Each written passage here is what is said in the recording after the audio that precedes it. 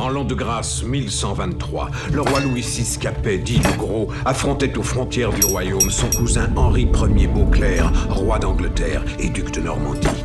Oyez, gentes dames et damoiseaux. Ici c'est Monsieur Toc, l'homme qui retourne au Moyen-Âge avec ses deux potes médiévales. J'espère que vous allez bien et que vous aurez apprécié mes quelques vidéos du mois de janvier. Mais aujourd'hui, vous le savez, c'est l'heure de mon tout premier test de cette année 1425 et plus précisément mon verdict final sur un gros jeu que j'ai reçu il y a déjà plus d'un mois maintenant. Je vous avais d'ailleurs réalisé une grosse preview à la mi-janvier, donc n'hésitez pas à aller y jeter un œil si c'est pas déjà fait, mais cette fois, eh bien je n'ai plus aucune restriction. Alors puisque j'ai passé un peu plus de 200 heures sur le jeu au total, je vais à présent pouvoir vous dire sans rien vous spoiler si ce Kingdom Come Deliverance 2 est un projet bellement agencé ou si, au contraire, eh bien, il risque de dévergogner. Générique.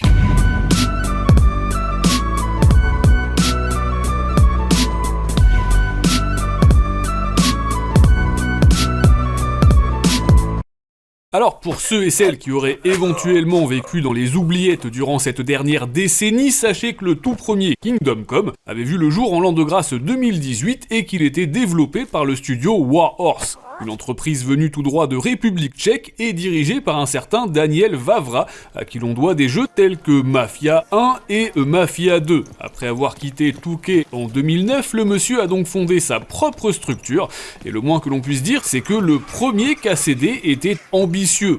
En effet, et au-delà du million d'euros récoltés sur Kickstarter alors qu'ils en espéraient à peine 300 000, c'est pas tous les jours non plus que l'on croise des RPG d'aventure en vue FPS, prenant place dans un immense monde ouvert médiéval et prônant à 200% l'immersion dite réaliste. Pour résumer, là où les joueurs sont habitués au délire fantaisiste des Skyrim, Dragon's Dogma, Forspoken, World of Warcraft, Dragon Age et consorts, eh bien le bébé tchèque tient pour sa part à rester aux antipodes de tout ça.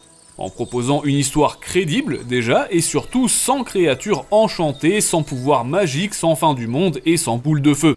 Dans Kingdom Come Deliverance, on peut mourir d'une hémorragie ou d'une intoxication alimentaire, on lâche des caisses quand on a trop bu, et on sent le vieux clodo quand on a voyagé un peu trop longtemps sans se retirer le fromage de bite. Une expérience qui avait cartonné donc en 2018, et dont la géniture était véritablement attendue par des millions de fans. Sire, écoutez, les villageois, ils vous acclament comme des villageois. Mais nous voici donc revenus en cette bonne vieille 2025, soit 7 longues années depuis la cinématique qui clôturait le premier opus, et l'on incarne évidemment toujours Henri, le fils du forgeron, aussi appelé Hakim pour les intimes. Le scénario prend place quelques mois après les événements du premier volet, en 1403 donc, dans lequel, dès les premières heures, on survivait à la fameuse attaque meurtrière de Scalis, sûrement perpétrée par le roi Enoch. Et s'il y a bien une chose qui saute aux yeux et au tympan assez vitement, et qui va vous rendre folle dingo, c'est très certainement l'ambiance générale dégagée par le projet.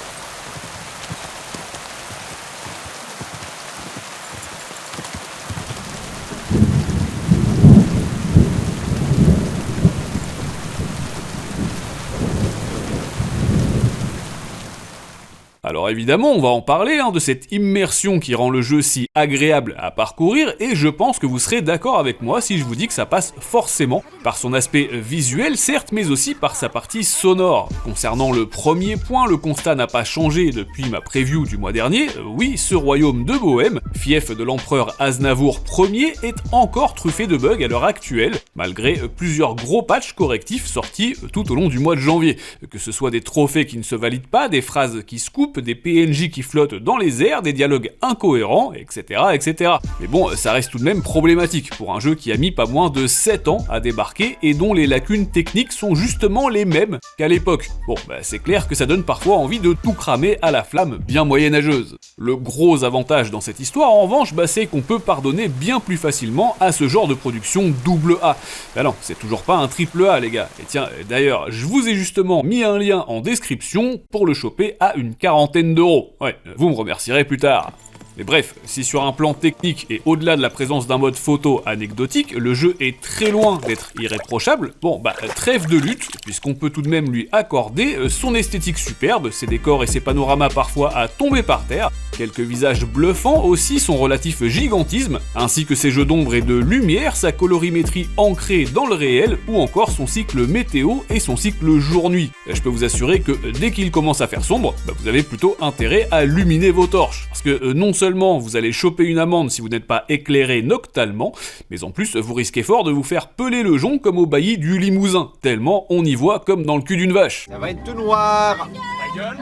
Et puis, pour en terminer avec la partie purement visuelle du jeu, et malgré des textures parfois vieillottes, mention spéciale tout de même pour les menus de ce KCD2, que ce soit la map, l'inventaire, etc., on a droit à la même direction artistique que celle du premier opus de 2018, inspiré des célèbres enluminures. Très honnêtement, le rendu est tellement travaillé qu'on a presque envie de l'épousailler. Un constat somme toute positif donc, et qui ressemble beaucoup à ce que l'on peut dire du sound design. Sur cet aspect et en sus des bruitages vraiment réussis, je ne vais point clabauder, les compositeurs Jan Valta et Adam Sporka ont réussi le même tour de force qu'il y a 7 ans. À la fois quand on se balade dans les villages, quand on est accroupi en mode infiltration en essayant de ne pas se faire choper, ou même tout simplement quand on commence à voyager. Le morceau Bohemian Rhapsody a beau être absent de la partition, bah il n'empêche qu'elle reste variée et aussi succulente qu'une chope de bonne cervoise. Bard, je vous prie, mettez le mix ambiance.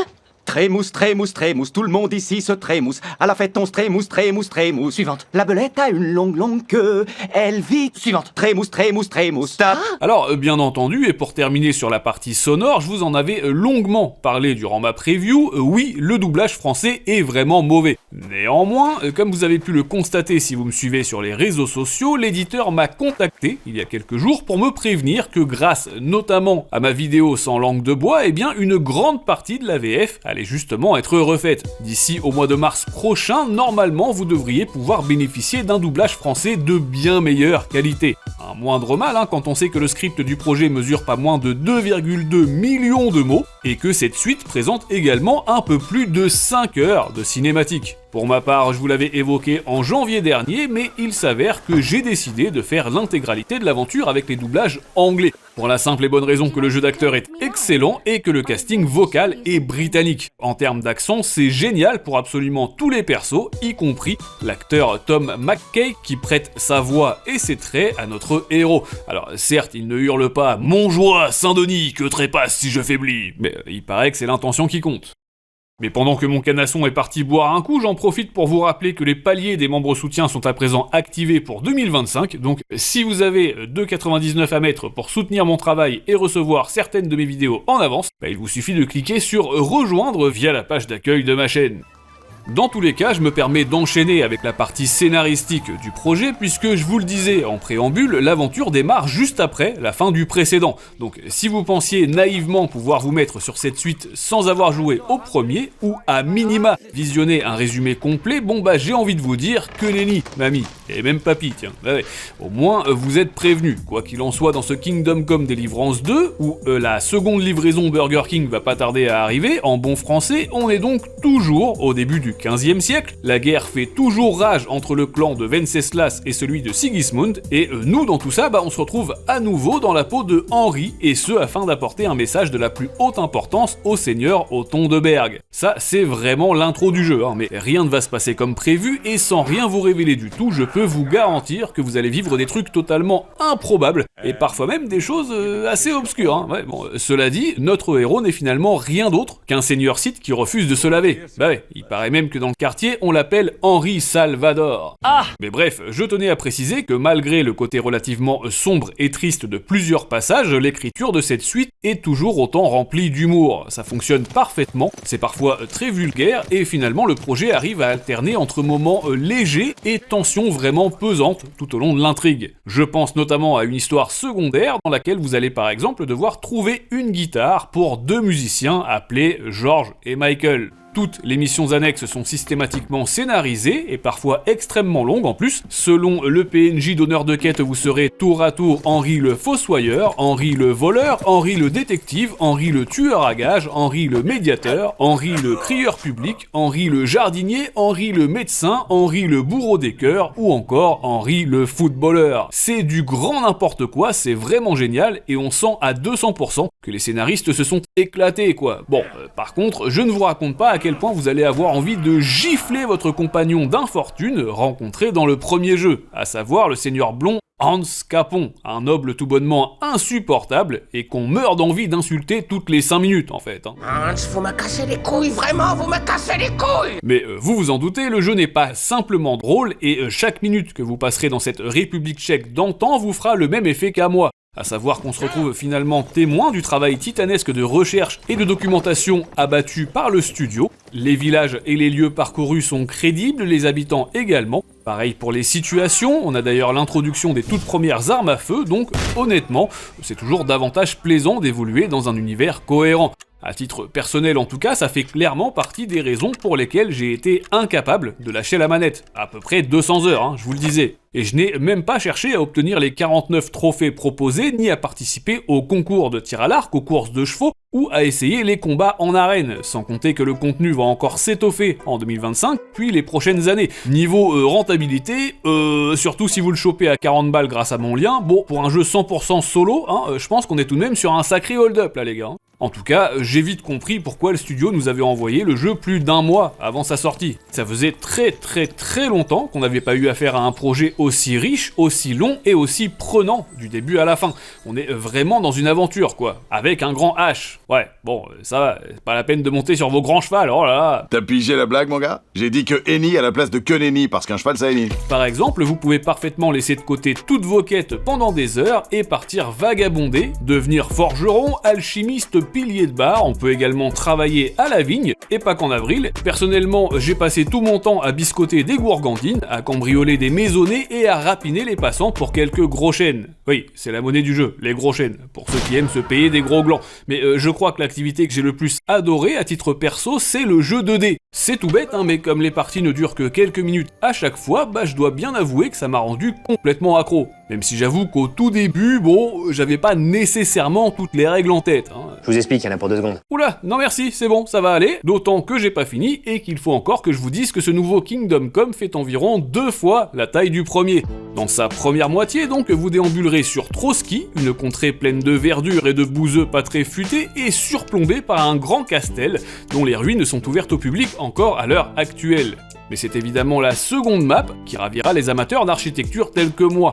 Kutnaora, une cité appelée Kutenberg dans le jeu telle qu'elle était surnommée par les Germains. Là encore, c'est un endroit qui existe toujours en 2025 et qui, à l'époque, se trouvait être la deuxième ville la plus importante du pays, juste après Prague.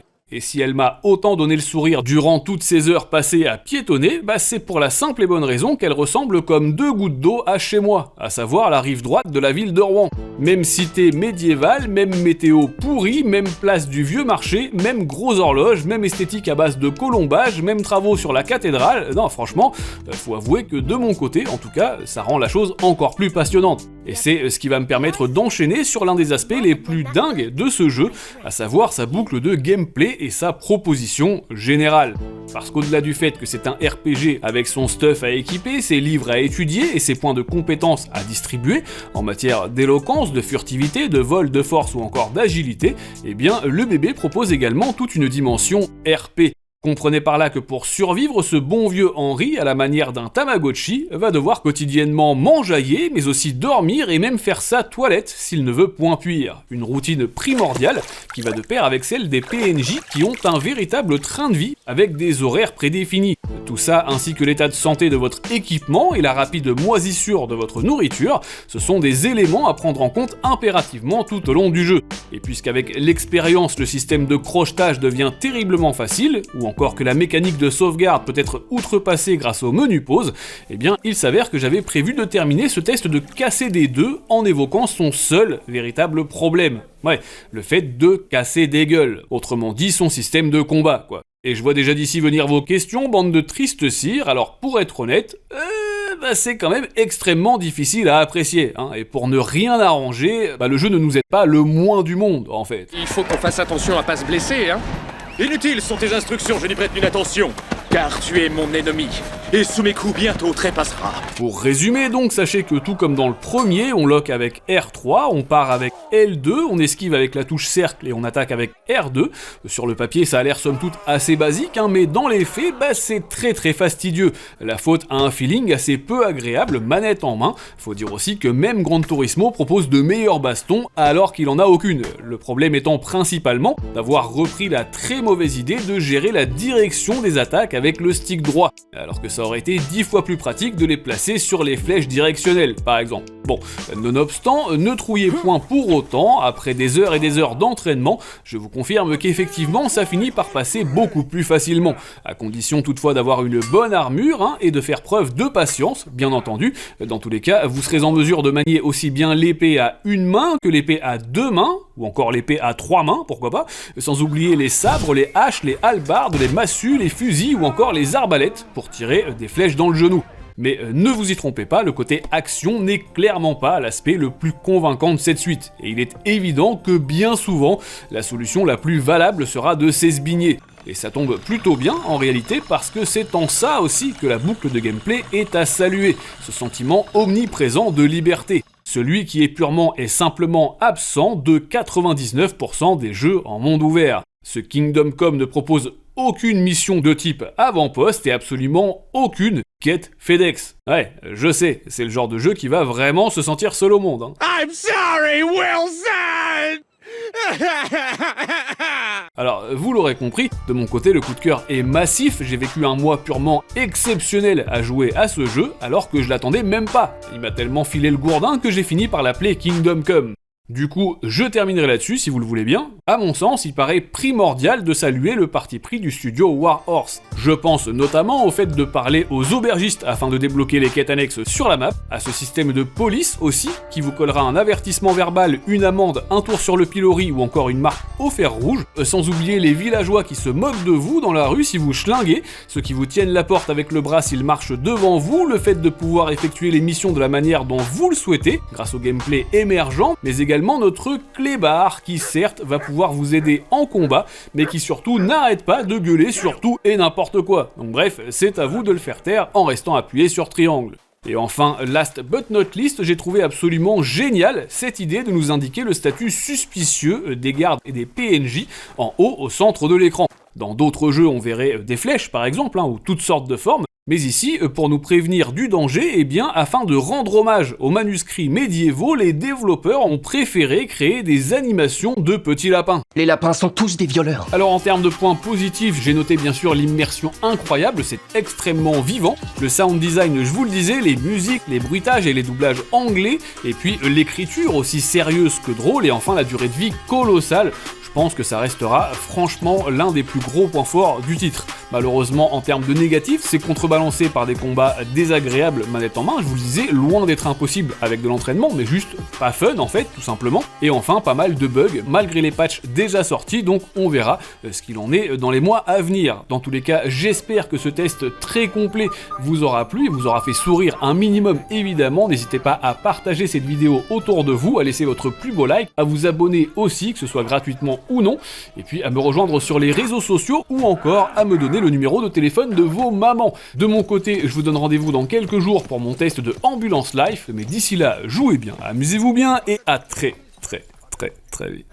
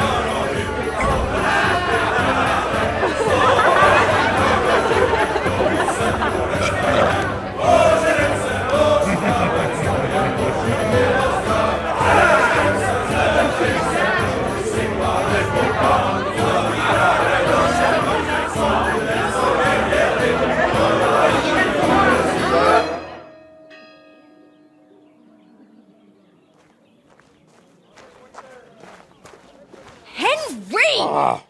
Get up, you two! I'm not here. Get your act together, we're in deep shit! Get up now! Stop screaming, for the love of God.